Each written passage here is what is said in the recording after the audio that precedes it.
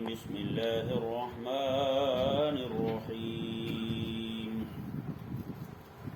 قل إنني هداني ربي إلى صراط مستقيم دينا قيما ملة إبراهيم حنيفا وما كان من المشركين سبحان اللہ۔ اس آیت مبارکہ کے اندر اللہ تبارک و تعالی نے یہود و نصارہ اور مشرکین کے دعویٰ کی تردید فرمائی اور اہل اسلام کے پاس موجود شرع مبارکہ اور دین متین کی عظمت اور شان کو بیان فرمایا۔ سبحان اللہ۔ کیونکہ یہودیوں کا دعویٰ تھا کہ ہم ملت ابراہیم پر ہیں، نصرانیوں کا دعویٰ تھا ہم دین ابراہیم پر ہیں، اور مشرکین کا دعویٰ تھا کہ ہم ابراہیم علیہ السلام کی شریعت پر عمل کرنے والے ہیں۔ اللہ تبارک و تعالی نے ارشاد فرمایا، قل حبیب آپ فرما دیں، اننی ہدانی ربی الی صراط مستقیم، بے شک میرے رب نے مجھے صراط مستقیم کی طرف ہدایت عطا فرمائی ہے۔ صراط مستقیم مجھے اسی نے دکھایا ہے۔ صراط مستقیم بھی وہ دینا قیما، یہ وہ مستحکم اور مضبوط دین ہے، ملت ابراہیم حنیفہ، اور یہی ابراہیم علیہ السلام کا دین ہے جو ہر باطل سے الگ تھلگ رہنے والے تھے۔ یہ وہی دین ہے۔ میں کہ مشرکین کا یہ دعویٰ کرنا کہ ابراہیم علیہ السلام کے دین پر ہم ہیں محض کذب ہے۔ مشرکین کا یہ دعویٰ کرنا کہ ابراہیم علیہ السلام کے دین پر ہم ہیں محض جھوٹ ہے۔ یہود و نصارہ کا یہ دعویٰ کرنا کہ ہم ابراہیم علیہ السلام کے دین پر ہیں، یہ سب جھوٹ کہتے ہیں۔ اللہ تبارک و تعالی نے فرمایا، حبیب آپ اعلان اور برملا کہہ دیں ابراہیم علیہ السلام کے دین پر کوئی ہے تو پوری کائنات میں اور میرے ماننے والے بس۔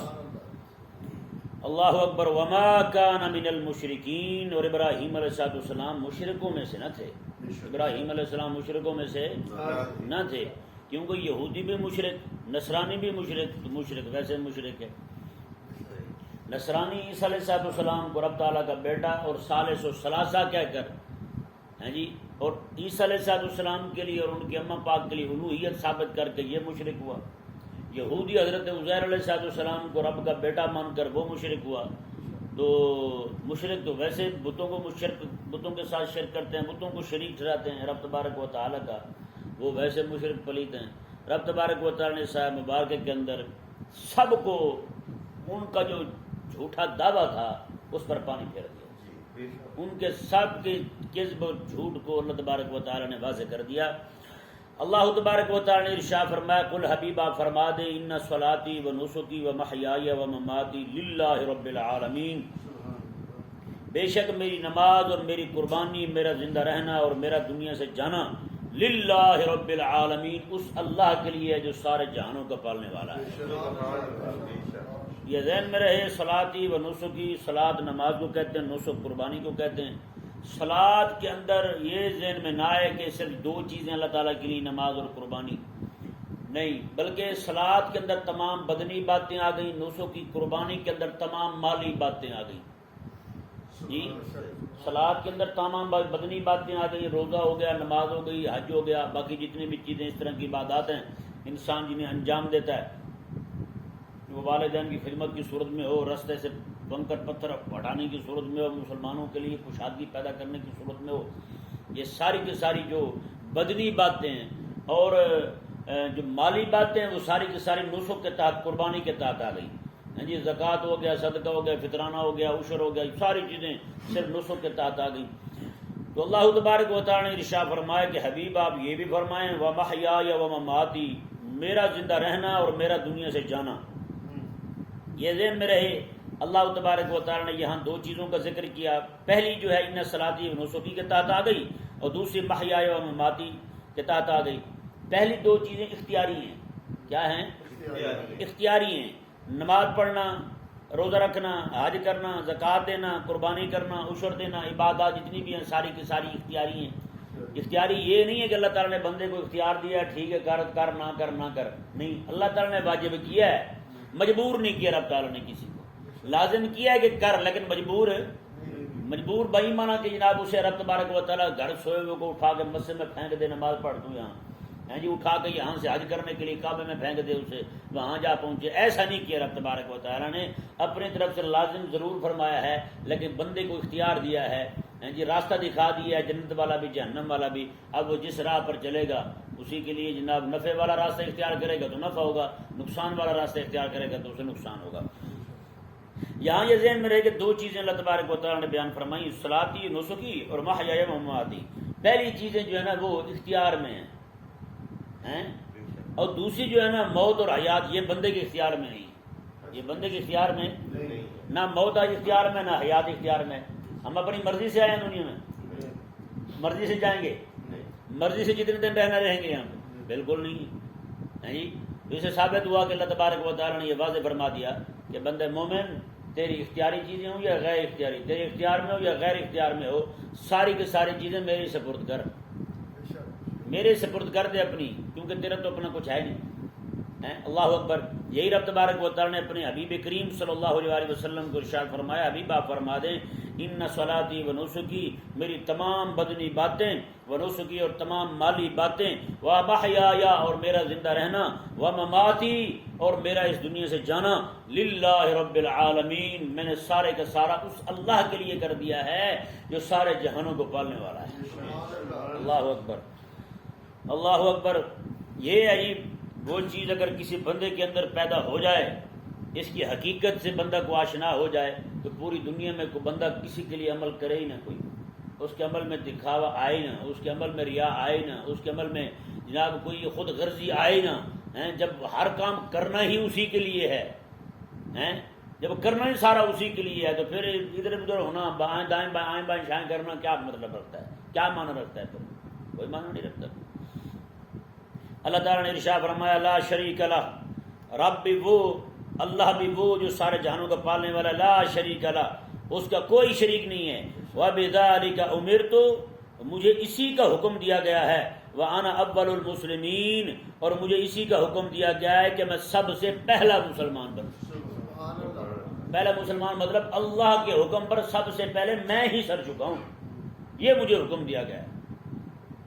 اللہ اکبر کبیرہ۔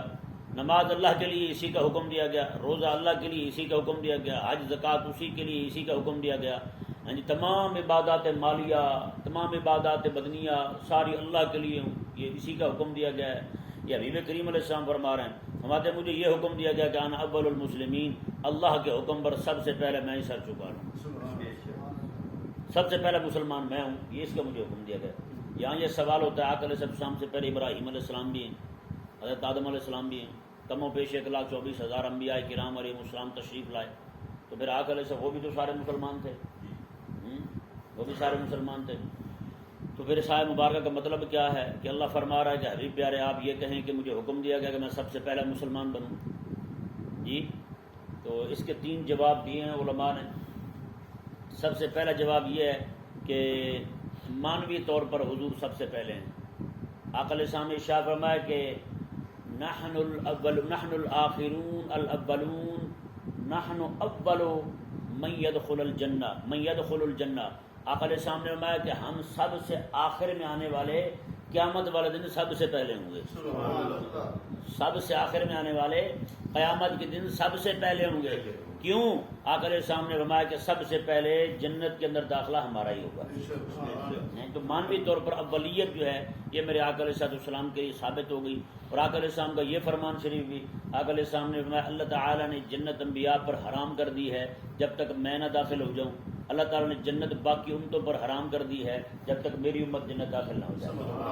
اور آقا علیہ السلام نے فرمایا کہ سب سے پہلا میں ہوں گا قیامت والے دن جو جنت کی کنڈی کھٹکائے گا۔ اور آقا علیہ السلام نے فرمایا سب سے پہلا میں ہوں گا قیامت والے دن جو جس کی قبر کھلے گی۔ اور آقا علیہ السلام نے فرمایا سب سے پہلا میں ہوں گا جو قیامت والے دن شفاعت کروں گا میں۔ فرمایا کہ آدم علیہ السلام سے لے کر عیسیٰ علیہ السلام تک سارے نبی میرے جھنڈے کے نیچے کھڑے ہوئے جی۔ اللہ اکبر۔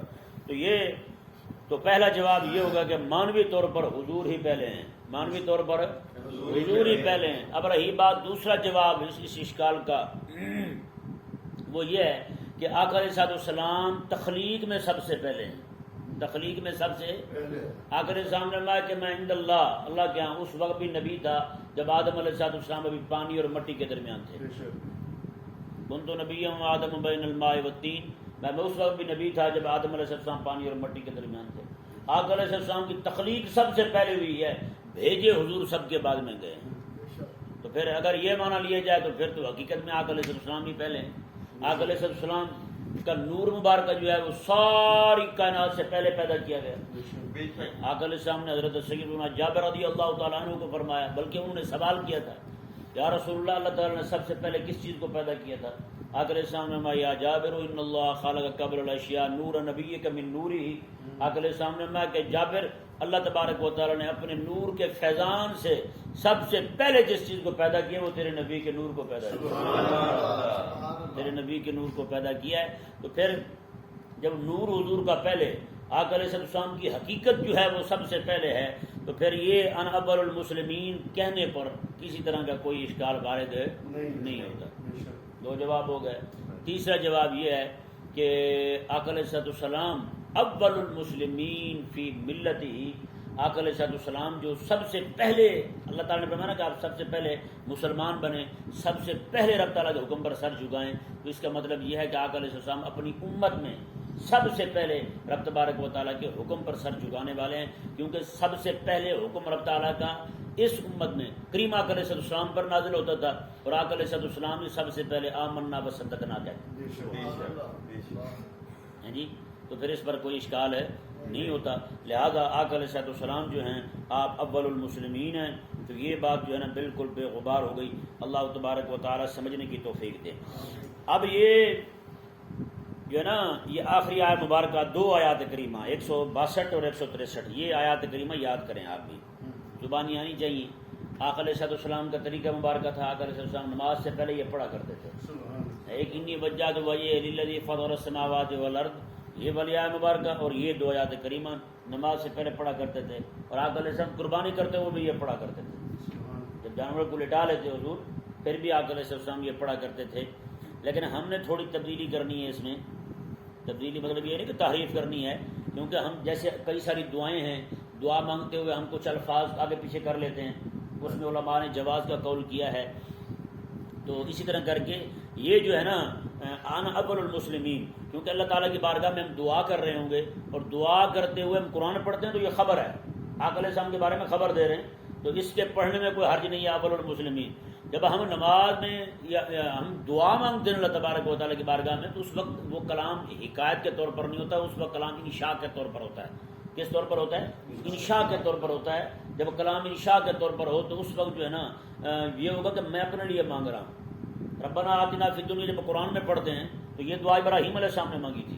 ربنا ظلمنا انفسنا یہ دعا ہم قرآن میں پڑھتے ہیں تو آدم علیہ السلام نے مانگی تھی. جب ہم دعا مانگے رب تبارک و تعالیٰ سے تو ہم یہ نہیں کہیں گے مولا یہ کہ آدم علیہ السلام کا قول جو ہے نا وہ یہ ہم بطور انشاء کے بطور حکایت کے کہہ رہے ہیں نا، بلکہ جب ہم دعا مانگیں گے تو یہ کہیں گے ہم بطور انشاء کے کہہ رہے ہیں، ہم رب کی بارگاہ میں عرض کر رہے ہیں مولا ہم ظالم ہیں، ہم ظالم ہیں جی. ہم یہ کہیں گے کہ مولا ہم نے ظلم کیا ہے، مہربانی کر لا الہ الا انت سبحانک انی کنت من الظالمین.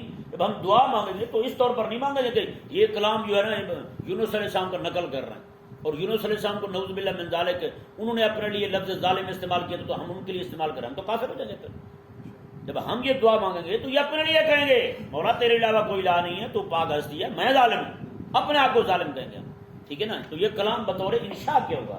جب کلام بطور انشاء کے ہوگا تو پھر اس میں کوئی تبدیلی کی بھی اجازت ہوگی جی. جیسے لا الہ الا انت سبحانک انی کنت من الظالمین جب ہم کھڑے ہو کے پڑھیں گے تو یہ کلام یونس علیہ السلام کی طرف سے نہیں پڑھیں گے، اپنی طرف سے پڑھیں گے. تو کلام تو ان کا ہے، اپنی طرف سے پڑھ رہے ہیں تو اس میں کوئی تعریف نہیں ہوئی. یہ مقام دعا ہے. ٹھیک ہے نا جی. ادعیہ جتنی بھی ہیں وہ ساری کی ساری انبیاء کرام علیہ السلام نے اپنے رب کی بارگاہ میں، ان کا ایک اپنا معاملہ ہے رب کی بارگاہ میں عاجزی کرنے کا، انکساری کرنے کا، تو وہ اپنے لیے جو مرضی بولے، رب تبارک و تعالیٰ ان کے لیے جو چاہے بولے، لیکن ہم ان کے لیے یہ الفاظ نہیں بول سکتے. اسی لیے ہم جب دعا کریں گے تو دعا کے اندر بطور انشاء کے پڑھیں گے، وہاں اپنے آپ کو رکھیں گے لا الہ الا انت سبحانک انی کنت مولا میں ظالم، ربنا ظلمنا انفسنا مولا میں نے ظلم کیا اپنے آپ پر، مولا مہربانی کر، ربنا آتنا فی الدنیا حسنہ وفی الآخرۃ حسنہ. میں اپنے لیے مانگ رہا ہوں، اپنے ساتھیوں کے لیے مانگ رہا ہوں، حضور کی امت کے لیے مانگ رہا ہوں. سمجھایا نا مسئلہ. اسی طرح کر کے یہ آیت مبارکہ جب ہم پڑھیں گے قربانی کرتے ہوئے پڑھیں یا پھر نماز کے شروع میں ہم پڑھیں تو پھر اس وقت یہ نہیں پڑھیں کہ انا اول المسلمین، میں سب سے پہلا مسلمان ہوں، جب میں پہلا مسلمان ہوں ہی نہیں، سب سے پہلے تو حضور ہیں، تو جب میں بطور انشاء کے پڑھوں گا تو پھر انا اول المسلمین کیوں پڑھوں گا میں؟ اس وقت میں انا اول المسلمین نہیں پڑھ سکتا، میرے لیے جائز نہیں ہے۔ پھر کیا پڑھوں گا میں؟ پھر اس وقت یہ پڑھوں گا میں انا من المسلمین، میں بھی مسلمان ہوں، انا من المسلمین، میں بھی مسلمانوں میں سے ہوں، اللہ اکبر کبیرہ۔ پھر یہ پڑھنا ہے انا من المسلمین، میں مسلمانوں میں سے ہوں۔ آگے دیکھیں جی، اللہ تبارک و تعالی نے ارشاد فرمایا قل غیر اللہ ابغی ربا وهو رب کل شیء، میں کہ یہ اصل میں ہوا یہ تھا، مشرکین نے آ کر آقا علیہ السلام کو کہا کہ آپ اس طرح کریں، ہمارے بتوں کو خدا مان لیں، ٹھیک ہے نا؟ تو اگر کوئی معاملہ ہوا بھی صحیح نا، آپ کہتے ہیں آخرت میں یہ ہو جائے گا وہ ہو جائے گا، اگر ہوا بھی صحیح تو آپ سارا وبال ہم پہ ڈال دینا، سارا عذاب جو ہے نا وہ ہم برداشت کر لیں گے، آپ کو کچھ نہیں ہونے دیں گے، آپ بس جو ہے مہربانی کریں، آپ ہمارے خود بتوں کو خدا مان لیں۔ آج بھی لوگ کہتے ہیں نا، کہتے ہیں یار چھڑ میرے تے پا دے توں، چل نال چل، جڑا بھی گناہ ہے میں سب سام لوں گا، میں ویکھ لوں، کیوں ویکھ لوں بھائی؟ وہاں تو تیری اپنی ہوائیاں اڑی ہوں گی، تو نے کیا کسی کی مدد کرنی ہے؟ اللہ اکبر۔ تو انہوں نے آ کر آقا علیہ السلام کو یہی کہا، اللہ تبارک و تعالی نے ان کا جواب دیتے ہوئے اپنے حبیب کریم کو تعلیم فرماتے ہوئے فرمایا قل حبیبہ فرما دیں اغیر اللہ ابغی ربا، کیا میں اب اللہ کو چھوڑ کر اور رب تلاش کروں؟ اللہ کو چھوڑ کر اور رب تلاش کروں میں؟ وہو رب کل شے، حالانکہ وہ تو ہر شے کا رب ہے، ہر شے کا پالنے والا وہی ہے۔ ولا تکسب کل نفس الا علیہا، اور رہا تمہارا یہ کہنا کہ ہم گناہ اٹھا لیں گے، اللہ تعالیٰ نے ارشاد میں حبیبہ فرما دیں ہر جان جو بھی کمائے گی اس کا وبال اسی پر ہی ہوگا۔ ولا تزر وازرۃ وزر اخری، کوئی بھی کسی کا بوجھ اٹھائے گا نہیں، کوئی کسی کا بوجھ نہیں اٹھائے گا۔ ثم الی ربکم مرجعکم، پھر تم سب نے اپنے رب کی طرف لوٹ کر جانا ہے۔ فینبئکم بما کنتم فیہ تختلفون، پھر وہ تمہیں بتائے گا جس بات میں تم اختلاف کرتے پھرتے ہو۔ یہ تو آج تمہیں مسئلے کھڑے ہوئے ہیں نا، یہ اللہ تعالیٰ تمہیں بتائے گا، جو آج تم کہتے ہو کہ بتوں کو خدا مان لو تو ہم آپ کا عذاب جو ہے نا وہ اٹھا لیں گے، یہ جو تم باتوں میں اختلاف کرتے پھرتے ہو، رب ارشاد فرماتا ہے قیامت والے دن تمہیں بتاؤں گا میں۔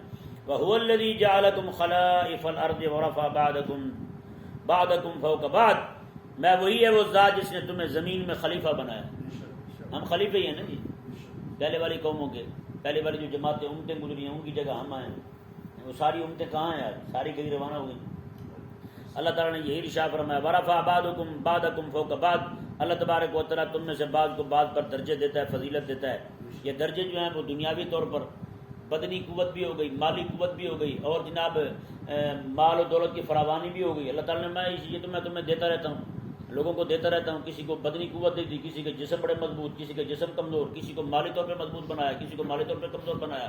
اور فرمایا رب تبارک و تعالیٰ نے اسی طرح کر کے کسی کو علمی استعداد زیادہ دے دی، کسی کو علمی استعداد کم دے دی، کوئی جاہل کا جاہل ہی رہا، کوئی عالم بن گیا، علم والا ہو گیا، دانا ہو گیا، حکیم اور سمجھدار ہو گیا بندہ۔ اور اللہ تعالیٰ نے ارشاد فرمایا کہ لیبلوکم فیما آتاکم، اس بات نے مسئلہ حل کر دیا۔ میں کہ یہ دنیا جو ہے نا یہ دار الجزا نہیں ہے، یہ دار الابتلاء ہے۔ اگر کسی کے پاس مال زیادہ آ گیا نا تو وہ یہ نہ سمجھے کہ مالک راضی ہے، کسی کے پاس کم ہے تو وہ یہ نہ سمجھے کہ مالک ناراض ہے، یعنی وہ یہ نہ سمجھے مال جس کے پاس زیادہ ہے کہ میرے کسی نیک کام کی وجہ سے سارا میرے پاس آیا ہوا ہے، اور کسی کے پاس کم ہے تو وہ یہ نہ سمجھے کہ میرے کسی گناہ کی وجہ سے کم ہوا پڑا ہے، بلکہ فرمایا رب تبارک و تعالیٰ نے لیبلوکم فیما آتاکم، اللہ نے جو کچھ تمہیں دیا نا یہ ابتلاء کے طور پر دیا ہے۔ زیادہ دیا ہے تو اللہ تعالیٰ دیکھے کہ تم کرتے کیا ہو، کم دیا ہے اللہ تعالیٰ دیکھے کہ تم صبر کرتے ہو نہیں کرتے ہو، بس یہی بات ہے۔ اللہ تعالیٰ نے فرمایا پوری دنیا جو ہے یہ دار الجزا نہیں ہے، یہ دار الابتلاء ہے۔ ابتلاء کہتے ہیں اختبار کو، امتحان کو، یہ امتحان کی جگہ ہے تمہارے لیے، ابتلاء ہے تمہارا۔ زیادہ دیا ہے تو دیکھے تم دین پر کتنا خرچ کرتے ہو، اللہ کی راہ میں کتنا دیتے ہو، کم دیا ہے تو دیکھے تم صبر کتنا کرتے ہو۔ بس یہ نہیں کہ جناب مال دیکھ کے تم کہو یار فلانا بندہ تو بھائی مالک کا بڑا پسندیدہ ہے، چاہے اس کی زندگی جو ہے نا وہ گناہوں میں کیوں نہ لتڑی ہوئی ساری، ایسی بات نہیں ہے۔ اللہ تبارک و تعالیٰ نے ارشاد فرمایا ان ربک سریع العقاب، بے شک تیرے رب بہت جلد سزا دینے والا ہے، وَإِنَّهُ لَغَفُورٌ الرحیم، یہ سزا دینے کی بات جو کی اللہ تعالیٰ نے یہ فساق فجار اور کفار و مشرکین کے لیے کی، باقی رہے مومن تو فرمایا یہ نہ گھبرا جائیں، ساتھ ہی فرمایا وَإِنَّهُ لَغَفُورٌ رَحِيمٌ، میں مومنوں اللہ بخشنے والا بھی ہے، مہربان۔